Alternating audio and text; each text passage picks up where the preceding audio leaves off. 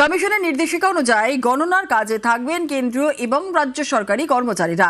তৃণমূলের করা মামলায় কমিশনকে এই নির্দেশিকা মেনে চলার নির্দেশ দিল সুপ্রিম কোর্ট।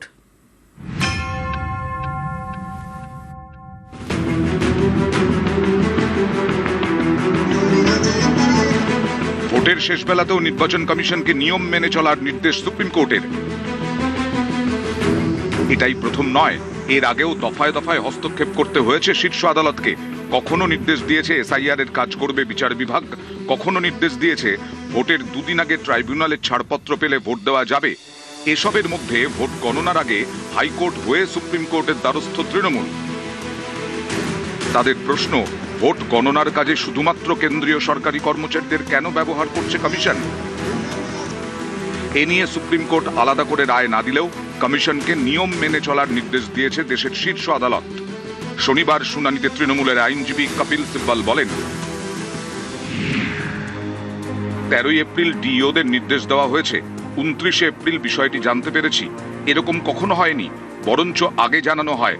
কমিশনের ভিন রাজ্যের অবজারভার রয়েছেন, তারপরেও ভিন রাজ্যের কর্মী চাই। আইনি অধিকার থাকা মানে যা ইচ্ছে করা নয়। বিচারপতি জয়মাল্য বাগচি বলেন, নির্বাচন কমিশনের নিয়ন্ত্রণে থাকেন এই কর্মীরা, ফলে তাঁরা কেন্দ্রীয় সরকারি কর্মী না রাজ্য সরকারি কর্মী তাতে কিছু যায় আসে না। আপনাদের কাউন্টিং এজেন্ট থাকবেন আর একজন মাইক্রো অবজারভার থাকবেন যিনি কেন্দ্রীয় সরকারি কর্মী। বাকি দুজন কাউন্টিং সুপারভাইজার এবং কাউন্টিং এজেন্ট রাজ্য বা কেন্দ্রীয় সরকারি কর্মী হতে পারেন। আমরা বলতে পারি না এক পক্ষ থেকে বাছাই করা মানে পক্ষপাতিত্ব করা হচ্ছে। তখন কপিল সিব্বল বলেন, কমিশনের নির্দেশিকাতেই লেখা রয়েছে রাজ্য সরকারি এবং কেন্দ্রীয় সরকারি কর্মীদের রাখা হবে, তাই দুপক্ষ থেকেই বাছা হোক। তখন বিচারপতি PS নরসিমহা বলেন, কোনো কর্মীদের মধ্যে মেধার তফাৎ করতে পারেন না। বিচারপতি জয়মাল্য বাগচি বলেন, নির্দেশিকা ফলো করে রাজ্য এবং কেন্দ্রীয় সরকারি কর্মচারীদের রাখার জন্য আমরা বলে দিতে পারি। কপিল সিব্বল বলেন, আমরা সেটাই চাইছি। এই সময় বিচারপতি জয়মাল্য বাগচি বলেন, আপনারা তাহলে কমিশনের নির্দেশিকাকে চ্যালেঞ্জ করছেন না? তখন কপিল সিব্বল বলেন, আমরা সেটা করছি না, আমরা বলছি নির্দেশিকা ফলো করা হোক। এই সময় নির্বাচন কমিশনের আইনজীবী DS নাইডু বলেন, আমরা নির্দেশিকা ফলো করছি, রিটার্নিং অফিসারের কাজ করছেন রাজ্য সরকারি কর্মী। তৃণমূলের আইনজীবী বলেন, গণনার 45 দিনের পরেও সিসি ক্যামেরা ফুটেজ সংরক্ষণ করা হোক। তখন কমিশনের আইনজীবী বলেন, সিসি ক্যামেরা ফুটেজ সংরক্ষণ করা হয়। শুনানি শেষে বিচারপতি জয়মাল্য বাগচি এবং বিচারপতি PS নরসিমহা জানিয়ে দেন, নতুন করে নির্দেশ দেওয়া হচ্ছে না, আমরা নোট করছি 13 এপ্রিলের নির্দেশিকা ফলো করছে নির্বাচন কমিশন। हमारी जो याचिका है वो डिसमिस हो गई। ये अपने आप में गलत है। हमने सुप्रीम कोर्ट में कहा कि देखिए, उनका खुद का सर्कुलर कहता है आप सेंट्रल गवर्नमेंट नॉमिनीज रखना चाहते हैं तो रखिए, लेकिन साथ साथ एक स्टेट गवर्नमेंट नॉमिनी भी रखिए। सुप्रीम कोर्ट ने यह कहा कि उस सर्कुलर को आप लागू करोगे और जो भी वहां लिखित है उसको लागू करोगे। और लिखित क्या है कि स्टेट गवर्नमेंट का नॉमिनी भी होगा और सेंट्रल गवर्नमेंट का नॉमिनी भी होगा। तो ये ऑर्डर हुआ है। নিউজ 18 বাংলা। ভোট গণনায় মুচলেখা ভুল হলে চাকরি যাওয়ার হুঁশিয়ারি, মুচলেখা দিতে হবে গণনায় থাকা কর্মীদের। ভোট গণনায় মুচলেখা ভুল হলে চাকরি যাওয়ার হুঁশিয়ারি আর মুচলেখা দিতে হবে গণনায় থাকা কর্মীদের। আরো বিস্তারিত জানাবে সোমরাজ রয়েছে আমাদের সঙ্গে। সোমরাজ, দেখো, নির্বাচন কমিশনের তরফে স্পষ্ট জানিয়ে দেওয়া হচ্ছে যে ভোট গণনার কাজে যদি ভুল হয়, কম্পাইলেশনের কাজে যদি ভুল হয়, তাহলে সংশ্লিষ্ট আধিকারিকের চাকরি পর্যন্ত যাবে। রাজ্যের মুখ্য নির্বাচনী আধিকারিক মনোজ কুমার আগরওয়াল স্পষ্ট জানিয়ে দিয়েছেন যে যদি গণনার কাজে কম্পাইলেশনে কোনো রকম ভুল হয় এবং আগামী দিনে সেটা যদি প্রমাণ হয়, তাহলে সংশ্লিষ্ট সরকারি আধিকারিকের বিরুদ্ধে 311 নম্বর ধারা প্রয়োগ করা হবে, অর্থাৎ বাধ্যতামূলক অবসর বা চাকরি থেকে বরখাস্ত। এই দুই পদক্ষেপের মধ্যে যে কোনো একটি পদক্ষেপ করা হবে। শুধু তাই নয়, রাজ্যের মুখ্য নির্বাচনী আধিকারিক এটাও জানিয়েছেন যে যারা গণনার কাজ করবেন, অর্থাৎ কাউন্টিং সুপারভাইজার, কাউন্টিং অ্যাসিস্ট্যান্ট বা যারা কম্পাইলেশনের কাজ করবেন, তাদের সবার থেকে আন্ডারটেকিং নেওয়া হবে, অর্থাৎ মুচলেখা নেওয়া হবে। কেনই মুচলেখা নেওয়া হবে? যে কোনো রকম যদি গাফিলতি করা হয় তাহলে তার দায়িত্ব তাদের। এই মর্মেই তাদের থেকে মুচলেখা নেওয়া হবে, তেমনটাই সিদ্ধান্ত নিয়েছে নির্বাচন কমিশন। অর্থাৎ গণনাকে কেন্দ্র করে যাতে কোনো রকম ভুল না হয় বা কোনো রকম অভিযোগ না ওঠে, কোনো সরকারি আধিকারিকের বিরুদ্ধে। সেই কারণেই নির্বাচন কমিশনের এই ধরনের নজিরবিহীন পদক্ষেপ, যেখানে তারা আন্ডারটেকিং নেবে, মুচলেখা নেবে। পাশাপাশি যদি কোনো সরকারি আধিকারিকের বিরুদ্ধে যারা কম্পাইলেশনে কাজ করবেন যে গাফিলতির প্রমাণ ওঠে, অভিযোগ ওঠে এবং তা যদি প্রমাণ হয়, তাহলে সংশ্লিষ্ট আধিকারিকের চাকরি পর্যন্ত যাবে। বেশ, ধন্যবাদ।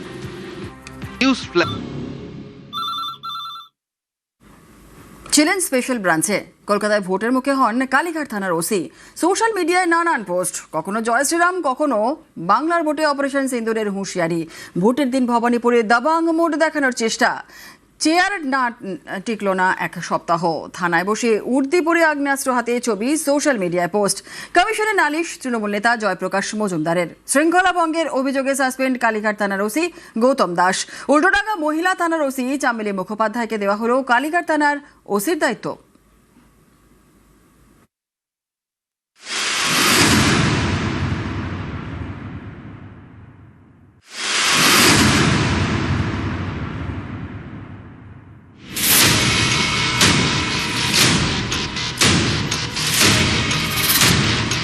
উনতিরিশে এপ্রিল হয় দ্বিতীয় দফার ভোট। তার ঠিক আগে 25শে এপ্রিল কালীঘাট থানার ওসি করা হয় গৌতম দাসকে। কলকাতা পুলিশের স্পেশাল ব্রাঞ্চ থেকে কালীঘাট থানার ওসি।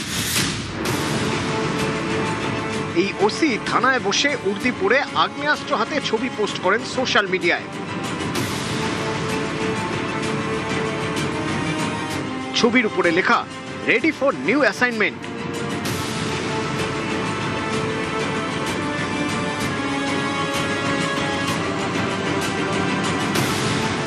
ওসির এই পোস্ট ঘিরেই বিতর্ক তৈরি হয়। অভিযোগ ওঠে শৃঙ্খলা ভঙ্গের। কারণ কলকাতা পুলিশের নিয়ম অনুযায়ী কর্তব্যরত কোনো পুলিশ কর্মী সোশ্যাল মিডিয়ায় পোস্ট করতে পারবেন না। উর্দি পরা অবস্থায় সোশ্যাল মিডিয়ায় পোস্ট করতে পারবেন না। উর্দি পরা অবস্থায় সোশ্যাল মিডিয়ায় নিজের মতামত জানানো যাবে না। আগ্নেয়াস্ত্র সরকারি সম্পত্তি, সরকারি সম্পত্তি সোশ্যাল মিডিয়ায় দেখানো যাবে না।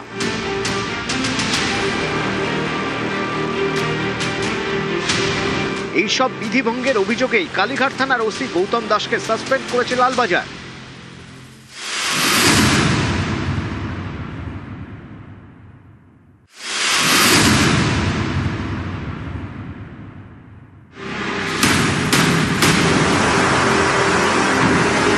কালীঘাট থানার ওসির দায়িত্ব দেওয়া হয়েছে চামেলি মুখোপাধ্যায়কে।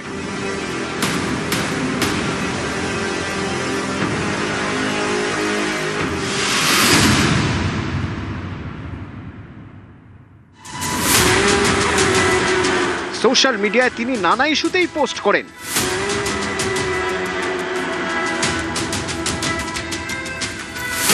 এটা 5ই এপ্রিলের পোস্ট। বাংলার ভোটে অপারেশন সিঁদুর 2.5 হবে বলে পোস্ট করেন। 29শে এপ্রিল কলকাতায় ভোট। 25শে এপ্রিল কালীঘাট থানার ওসির চেয়ারে গৌতম দাস। ভোটের দিন ভবানীপুরে চেষ্টা করেন দাবাং মুড দেখানোর।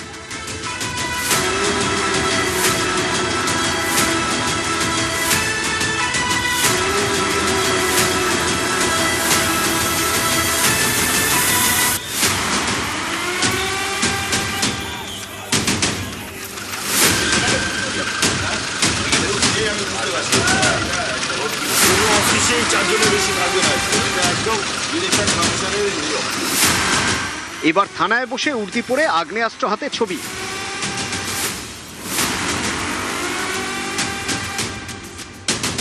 এতে শৃঙ্খলা ভঙ্গের অভিযোগ, তাতেই সাসপেন্ড। 7 দিনও টিকল না চেয়ার। এই সাসপেনশনের আগে বিষয়টি রাজনৈতিক মোড় নেয়। গৌতম দাসের পোস্ট করা ছবি নিয়ে কমিশনে নালিশ করেন তৃণমূলের রাজ্য সহ সভাপতি জয়প্রকাশ মজুমদার। পুলিশি নির্দেশিকার উল্লেখ করে জয়প্রকাশ মজুমদার প্রশ্ন তোলেন, ইউনিফর্ম পরে কিভাবে একজন পুলিশ অফিসার সোশ্যাল মিডিয়ায় ছবি পোস্ট করলেন?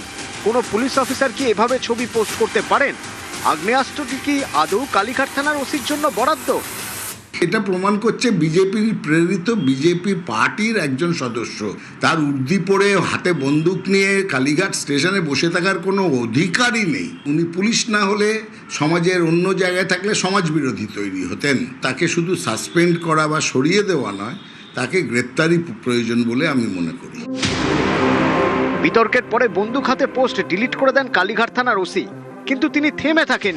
জয়প্রকাশ মজুমদারের নাম না করে ফের পোস্ট, যাতে স্পষ্ট তার নিশানায় জয়প্রকাশ। এই পোস্টও ডিলিট করে দেন কালীঘাট থানার ওসি, তারপর আবার পোস্ট। শৃঙ্খলা ভঙ্গের অভিযোগে কালীঘাট থানার এই ওসিকেই সাসপেন্ড করল লালবাজার।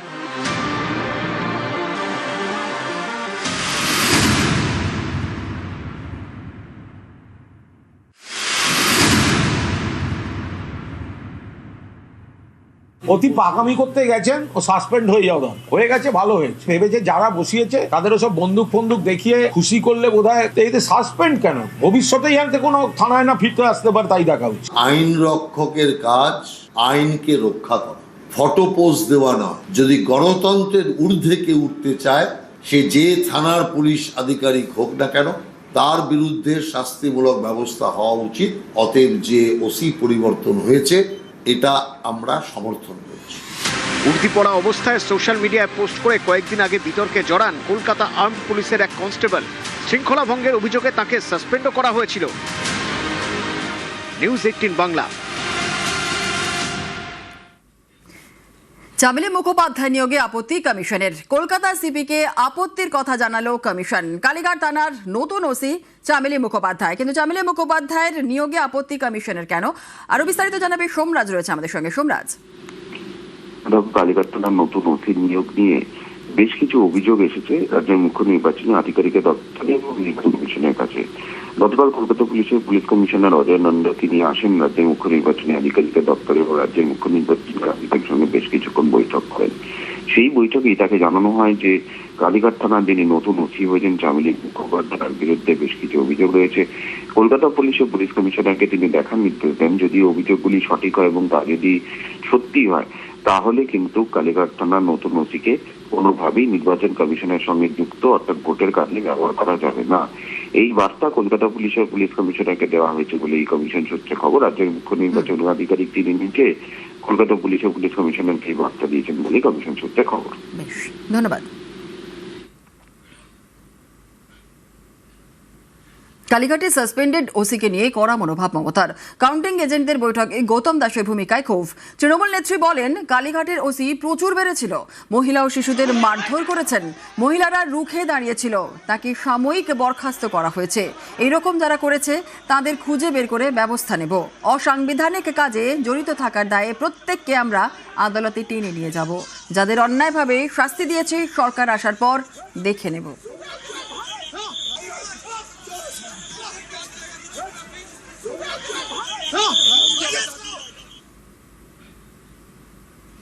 ভোটের ফলের পর ভোট 21শে মে ফলতা বিধানসভায় পুনর্নির্বাচন, আর ফলতা বিধানসভার 285টি বুথেই ফের ভোট। কমিশনের আরও এক নজিরবিহীন সিদ্ধান্ত। 24শে মে ফলতার পুনর্নির্বাচনের গণনার বিস্তারিত জানাবে সোমরাজ, রয়েছে আমাদের সঙ্গে। সোমরাজ, দেখো, গত 29শে এপ্রিল ফলতা বিধানসভায় যে ভোট গ্রহণ হয়েছে সেই ভোট গ্রহণকে বাতিল করল নির্বাচন কমিশন। মূলত দেখা যাচ্ছে যে ফলতা বিধানসভার যে 285টি বুথ, তার মধ্যে 70টিরও বেশি বুথে অভিযোগ উঠেছে কোনো কোনো বুথে ওয়েবকাস্টিং এর ক্যামেরা ঠিকভাবে কাজ করেনি, কোনো কোনো বুথে ওয়েবকাস্টিং এর একাধিক ভিডিও মিসিং দেখা যাচ্ছে একটি নির্দিষ্ট সময়। বুথ ধরে ধরে কি কি অভিযোগ হয়েছে এবং সেই অভিযোগের পক্ষে স্কুটি যেটি ধরা পড়েছে তার বিস্তারিত তথ্য নির্বাচন কমিশন উল্লেখ করেছে এবং সেখানেই নির্বাচন কমিশন মনে করছে যে শুধুমাত্র 70টির কাছাকাছি বুথ নয়, বাকি বুথগুলির ক্ষেত্রেও ভোট গ্রহণ নিয়ে প্রশ্ন তৈরি হয়েছে। এই কারণে নির্বাচন কমিশন গত 29শে এপ্রিল ফলতা বিধানসভা ভোট গ্রহণকে বাতিল করেছে। ফলতা বিধানসভায় ফের নতুন করে ভোট করার সিদ্ধান্ত নেওয়া হয়েছে। 21শে মে হবে ভোট গ্রহণ, 24 তারিখ হবে গণনা। এবং এই যে ফলতা বিধানসভার যে এই নজিরবিহীন সিদ্ধান্ত নির্বাচন কমিশন নিয়েছে, সেখানে নির্বাচন কমিশন যে কারণ দেখিয়েছে সেখানে বলা হচ্ছে যে এই যে বুথগুলির যে ভোট গ্রহণ যেখানে অভিযোগ উঠেছে সেখানে প্রায় 22%-রও বেশি ফলতা বিধানসভার মোট ভোটার ভোট দিয়েছিলেন। ফলত এই গুরুতর অভিযোগ ওঠার পরে নির্বাচন কমিশন চুপ করে বসে থাকতে পারে না। সেই কারণেই গোটা বিধানসভা জুড়েই পুনরায় ভোট নেওয়ার সিদ্ধান্ত নির্বাচন কমিশন নিয়েছে, যা হবে আগামী 21শে মে। ধন্যবাদ।